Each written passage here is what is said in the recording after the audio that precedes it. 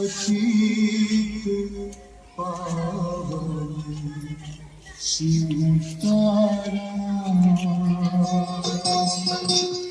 ईश्वर अल्लाह तेरे नाम, सबको सन्मति दे भगवान।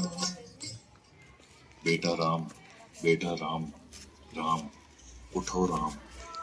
हाँ हाँ, आप कौन हो? मैं मोहनदास करमचंद गांधी हूँ। मोहनदास करमचंद गांधी अर्थात महात्मा गांधी। हाँ बेटा, लोग मुझे इसी नाम से ही पहचानते हैं। बेटा इधर आओ, तुम क्यों उदास लग रहे हो? बापू, बात यह है कि कल आजादी का पर्व है और मुझे कल स्कूल में उसके बारे में कुछ बोलना है, इसलिए। उसमें क्या बड़ी बात है, आजादी के बारे में कुछ बोल दे। लेकिन बापू, क्या सच में हम आजाद हुए हैं? तू ऐसा क्यों बोल रहा है? चलिए बापू, मैं आपको कुछ दिखाता हूँ। देखिए बापू, उस घर में। मम्मी पापा, मुझ पर थोड़ा रहम करो प्लीज, मुझे आगे पढ़ने दीजिए। मैं आगे पढ़ना चाहती हूँ और डॉक्टर बनना चाहती हूँ। बस बेटा, आपने बहुत पढ़ लिया। हमारे समाज में लड़कियां इतना पढ़े यही बहुत बड़ी बात है। पढ़ना लिखना छोड़ो और अपनी शादी के बारे में सोचो। क्या मुझे पढ़ने लिखने की और मेरे सपने पूरे करने की भी आजादी नहीं मिलेगी? आइए बापू, उस घर में भी देखते हैं। मेहरबानी करके आप यह व्यसन छोड़ दो और घर में भी ध्यान दिया करो। अब हमारे घर में खाने के लिए अनाज का दाना भी नहीं है।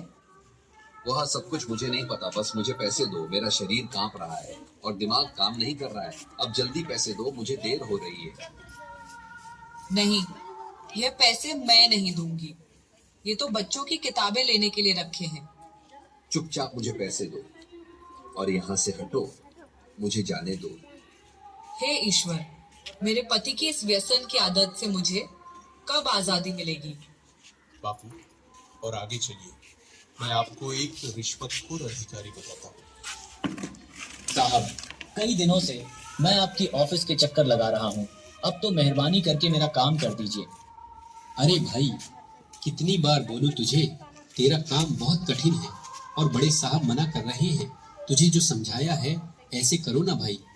लेकिन साहब, मेरे सभी कागज ठीक है और मैं अपना हक पाने का हकदार हूँ, तो मैं रिश्वत क्यों दूं?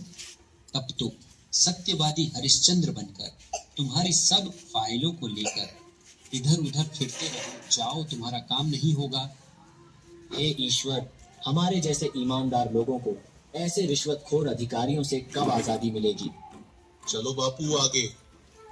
अरे भैया, ठीक से तोल माप किया करो। गेहूं और चावल तो मिले, पर दूसरी चीज कहाँ पर है? अरे भैया, आपको जल्दी आना चाहिए ना। बाकी सामान तो सब खत्म हो गया है। आगे से ही कम सामान आया था, उसमें हम क्या कर सकते हैं?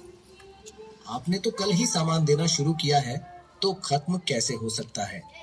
अरे यहाँ से निकलो भैया, और लोग भी लाइन में राह देख रहे हैं। आपको जो शिकायत है वह बड़े अधिकारी से जाकर करना। हे भगवान, हम गरीबों को ऐसे अनाज की तस्करी करने वाले लोगों से कब आजादी मिलेगी? देखा ना बापू आपने, क्या आपको लग रहा है कि सच में हमारा देश आजाद हुआ है? आज के समय में भी लड़कियों को पढ़ने की आजादी नहीं है। आज के समय में बहुत सारे लोग व्यसन के अधीन होकर अपने घर की जिम्मेदारी को भूल रहे हैं।